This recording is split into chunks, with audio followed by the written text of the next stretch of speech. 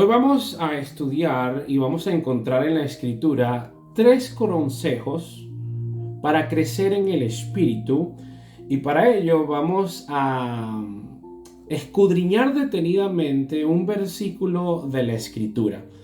Antes de leer dicho versículo, quiero dar un breve contexto de lo que estaba sucediendo, porque es la epístola de Primera de Tesalonicenses, escrita por Pablo a los de Tesalónicas, a la iglesia de Tesalónica.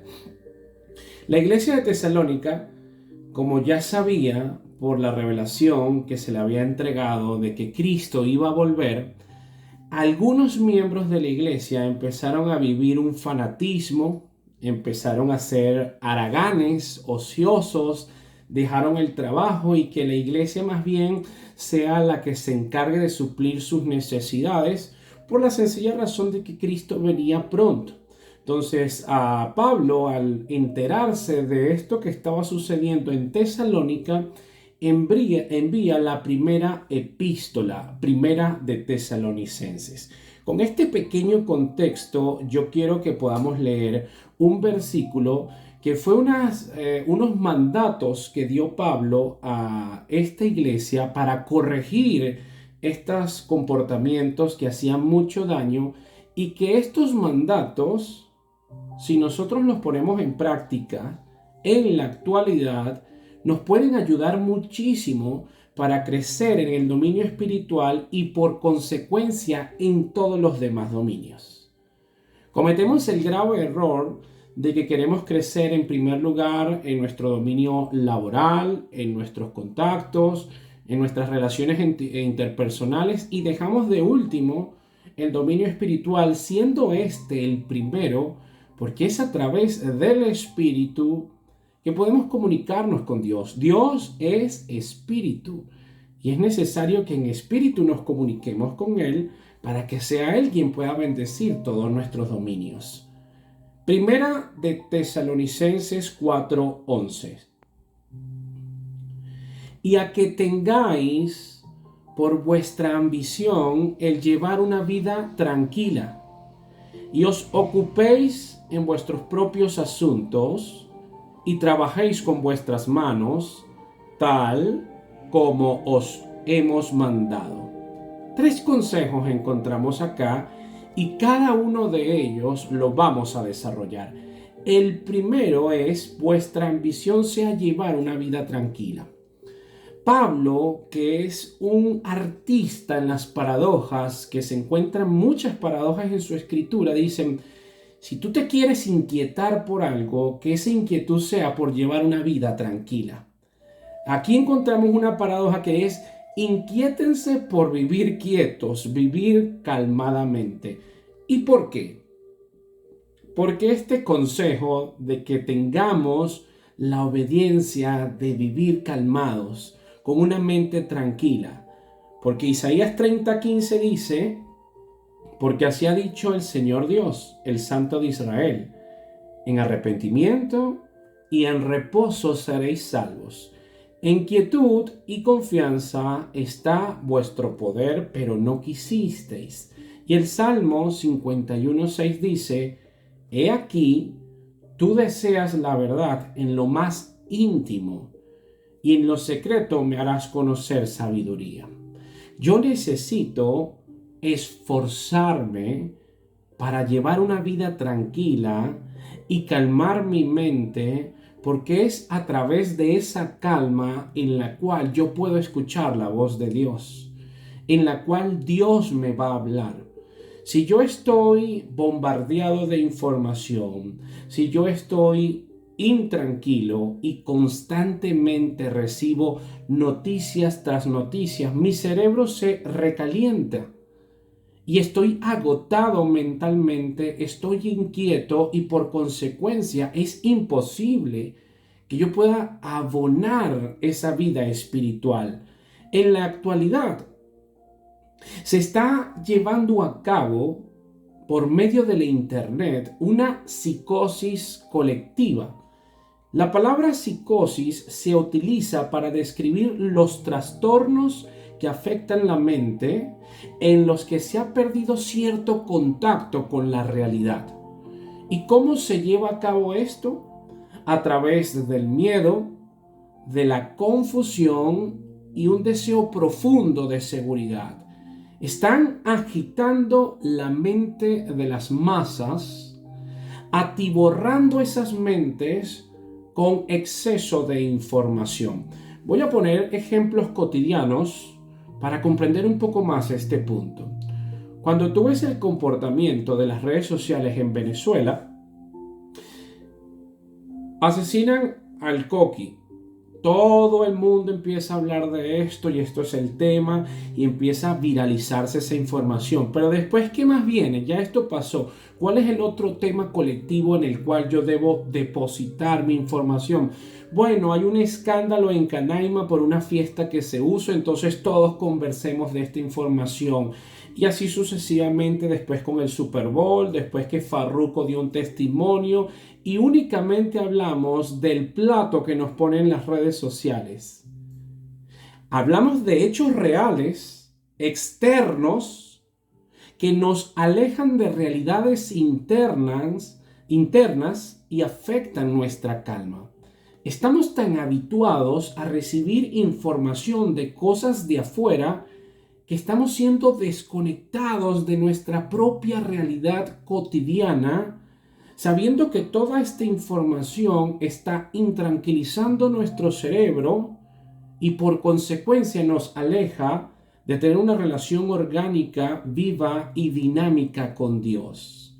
Eso se transforma en intranquilidad, en ansiedad y en preocupaciones innecesarias. Y la Biblia dice en Filipenses 2:12, ocupaos en vuestra salvación con temor y temblor. Siempre me voy a los extremos. Cuando tú te mueras, Cristo no te va a preguntar por todas las veces que hablaste de los temas que estaban en tendencias, sino cómo te ocupaste tú de tu salvación, de tu camino por la trascendencia del reino de los cielos. Él no te va a preguntar todas las veces que pudiste involucrarte en temas que no edificaron y que por el contrario estaban agitando tu mente. En Romanos 12:2 hablamos de una renovación de nuestro entendimiento y para ello debemos de cuidar el centro donde se llevan a cabo ataques masivos, donde es el cuadrilátero donde se enfrentan todos los días deseos de la carne que se oponen contra el espíritu. Entonces, en primer lugar, tenemos como consejo que tu ambición sea llevar una vida tranquila. Y si para esto es necesario que depures tus redes sociales, que regules tu uso con el celular, hazlo. Porque esto es prioridad. Ahora, volvemos a nuestro texto inicial, primera de Tesalonicenses 4:11. Ya que tengáis por vuestra ambición el llevar una vida tranquila, ya lo desarrollamos, y os ocupéis en vuestros propios asuntos. Ahí está el segundo consejo. Ocúpate de tus asuntos. A manera de ejemplo, el pasado jueves, mi esposa y yo visitamos un hogar para aconsejar a un grupo de mujeres. Los primeros 20 minutos que escuchamos a este grupo de mujeres, ellas conversaban con nosotros contándonos todo el daño que les hizo, todos los errores, todas las incompetencias que había llevado a cabo una mujer que no estaba presente en esta reunión. Hablaban de la que faltaba e invirtieron tanto tiempo en hablar de esta mujer que empezaron a hablar hacia afuera y no lo que pasaba con ellas. Después progresivamente fuimos conversando, siempre invitándolas a que vean qué es lo que está pasando conmigo, qué me genera en mí el comportamiento del otro. Y esto no es algo que practiquen únicamente estas mujeres, sino que con el día a día lo vemos con mucha facilidad. Yo estoy dando un consejo o estoy dando un estudio bíblico y en vez de tomarlo para ti, tú dices, bueno, esto se lo tengo que mandar a él porque él lo tiene que escuchar. Estamos hablando de tu salvación. Primero eres tú. Siempre tenemos ese dedo señalador y se nos olvida que hay tres que nos apuntan a nosotros. El que desconoce su condición de pecado piensa que el problema es externo, es el sistema, es el daño que me hicieron, es la persona que me maltrató, es el país, es mi educación, pero el que sabe que es pecador reconoce que su problema es interno y que él debe de atenderlo.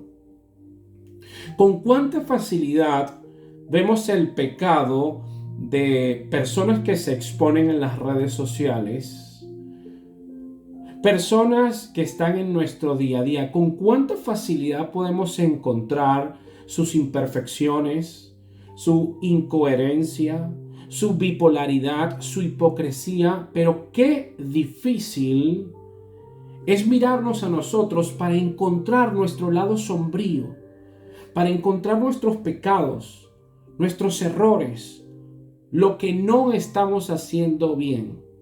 Todas las veces que ofendemos a Dios, nuestro Señor Jesucristo, en Mateo 7, del 1 en adelante dice, no juzguéis para que no seáis juzgados, porque con el juicio con que juzgáis, seréis juzgados.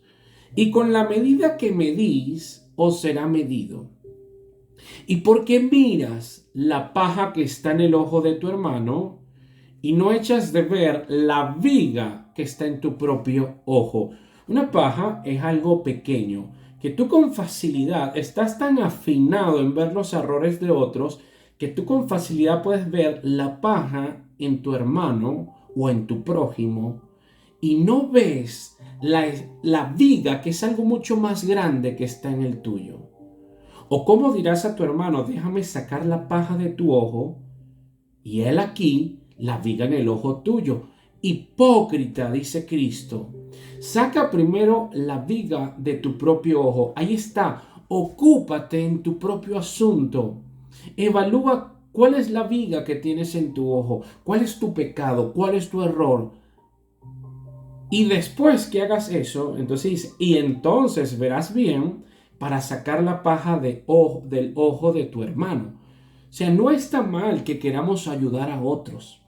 No está mal que tú envíes estos videos a las personas que tú crees que les va a edificar, siempre y cuando antes haya sido filtrado para ti, por ti, para tu bienestar, para tu crecimiento, hayas tomado esta información para tu propia vida, porque la Biblia fue escrita para ti.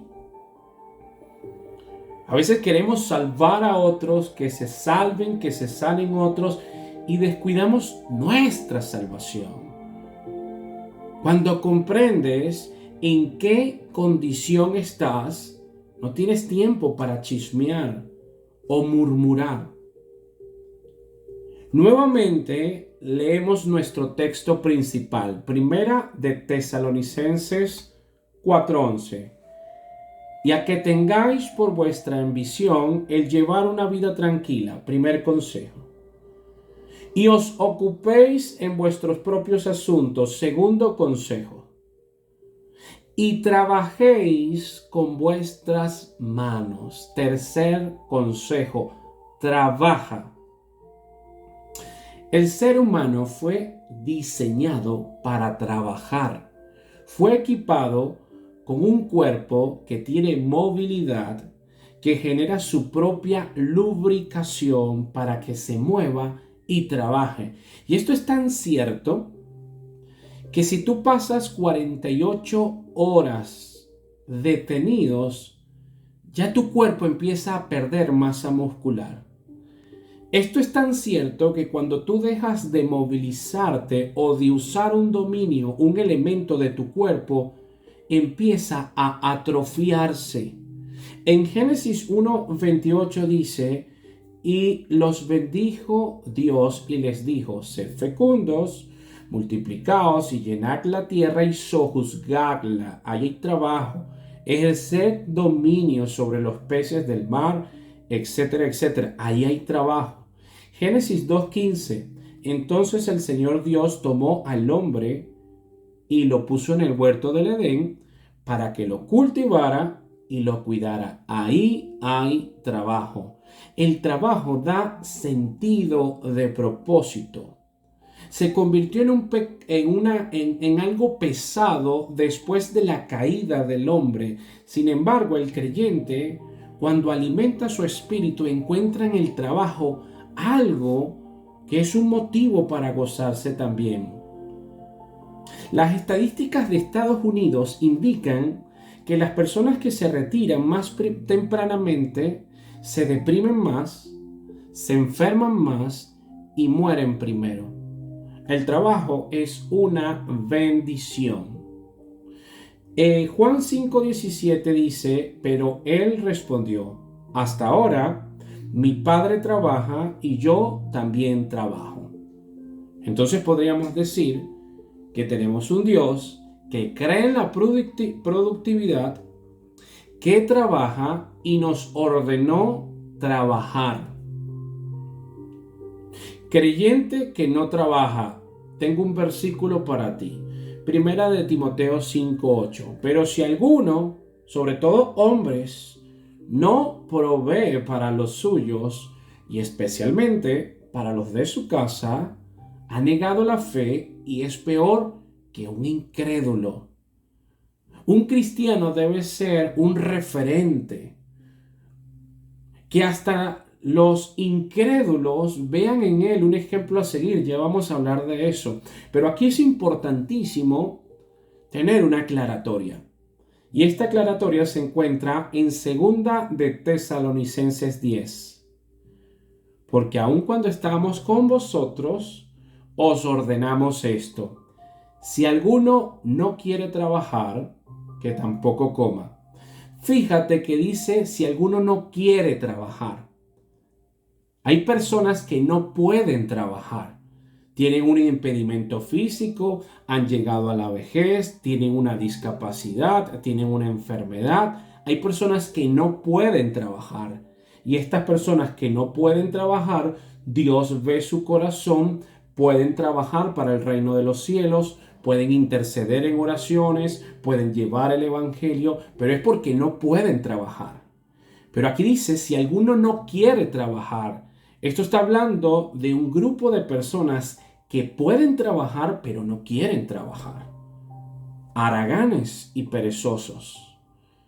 Y estos haraganes y perezosos, ellos mismos, producto de su pereza, pierden oportunidades de crecer en el espíritu, porque cuando tú trabajas y empiezas a proveer a los tuyos y tienes un sentido de vida y empiezas a producir, etcétera, etcétera, pues tú estás alineado con lo que Dios dijo.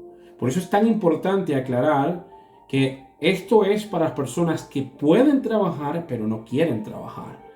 El que no puede trabajar, Dios ve su corazón, insisto, pero si tiene una mente lúcida, puede trabajar para el reino de los cielos, orando, intercediendo, etc.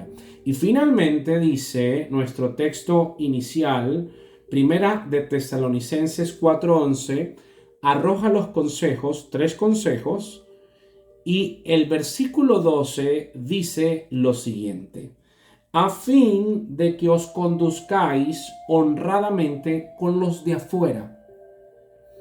Estos son inconversos, personas que no pertenecen a la iglesia, y no tengáis necesidad de nada. El creyente debe ser un referente para incrédulos, que cuando te vean trabajar, cuando te veas que estás ocupado en tus asuntos, cuando te vean que a pesar de todo esto llevas una vida calmada, digan, wow, hermano, ¿cómo haces para hacer esto? Creo en Cristo, creo en la Escritura, vivo conforme a la voluntad de Dios, que es buena, agradable y perfecta. Aplico a mi vida los mandamientos que el Señor Jesús me dejó cuando vivió. De esta forma, mi testimonio es mucho más poderoso. De esta forma, yo sí puedo influenciar almas porque soy congruente. No únicamente predico el evangelio o únicamente doy bibliazos a los demás, sino que mi vida, mi testimonio, mi trabajo, mi prudencia, mi paz proyecta la gloria de Dios. 3 consejos para crecer en el Espíritu. Número 1, que tu ambición, que tu intranquilidad, por aplicando la paradoja de Pablo, sea vivir tranquilo, con una mente calmada. Y si para ello debes de cuidarte, hazlo. Número 2, ocúpate primero en tus asuntos. La salvación es algo personal. Examínate primero a ti antes que a los demás. Y número 3, trabaja. Produce. Si no puedes trabajar por alguna razón, pues trabaja para el reino. Pero Dios sabe la condición de cada uno. Hermanos, espero que estos consejos te sirvan para crecer en el Espíritu, que la gracia y que la paz de Dios sea para con todos ustedes. Y luego de que este video te sirvió a ti, si es de bendición para ti, si te interpeló, si te cuestionó, si te ayudó a crecer, compártelo con los tuyos.